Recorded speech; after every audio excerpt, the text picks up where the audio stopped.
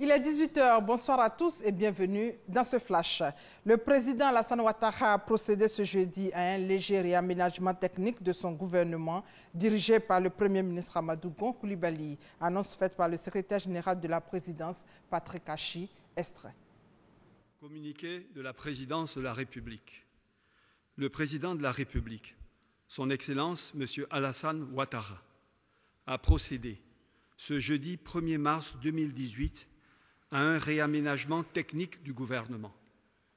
Ainsi, sur proposition du Premier ministre, chef du gouvernement, M. Souleymane Diarra-Souba, ministre du Commerce, de l'Artisanat et de la Promotion des PME, est nommé ministre de l'Industrie et des Mines par intérim, fait à Abidjan le 1er mars 2018. Et vous l'avez entendu, le ministre du Commerce, Souleymane Diarra-Souba, nommé ministre de l'Industrie et des Mines par intérim. Il succède ainsi à Jean-Claude Brou, désigné à la mi-décembre au poste de président de la Commission de la Communauté économique des États de l'Afrique de l'Ouest, la CEDEAO. Ce dernier a pris fonction ce jeudi à Abuja, au Nigeria, pour un mandat de 4 ans. Il remplace à ce poste le Béninois Marcel Alain de Souza. La cérémonie de passation de charge a eu lieu ce matin au siège de l'institution à Abuja, donc au Nigeria. Jean-Claude Brou est le premier Ivoirien à occuper cette fonction et le 5e président de la commission. Extrait.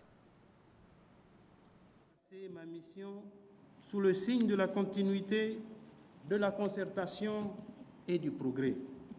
La continuité doit nous permettre de capitaliser tous les acquis de mes prédécesseurs auxquels je rends encore une fois un vibrant hommage. Je ferai de la concertation un outil permanent de travail avec toutes les parties prenantes afin de rechercher ce qu'il y a de meilleur, toujours, pour notre communauté. Je voudrais donc vous exprimer à tous mon engagement à être votre partenaire pour faire avancer notre agenda commun partout où cela est nécessaire, conformément aux objectifs du traité révisé de notre communauté et des orientations des chefs d'État et de gouvernement. Je ne ménagerai aucun effort à cet effet. Voilà, le compte-rendu complet de cet événement vous sera proposé dans notre édition de 20 h. Le gouvernement exprime sa compassion à la famille du petit Bouba, un enfant de 4 ans enlevé, torturé, tué et enseveli le week-end dernier par son meurtrier. C'est un bijoutier exerçant dans le même quartier de Williamsville que sa victime. Aujourd'hui, le gouvernement a apporté son soutien à la famille. Nous y reviendrons également aussi à 20 h.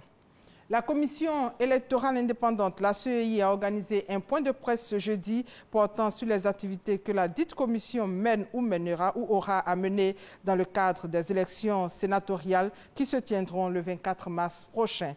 La campagne pour ces élections va démarrer le 19 mars à minuit pour s'achever le 22 mars à la même heure.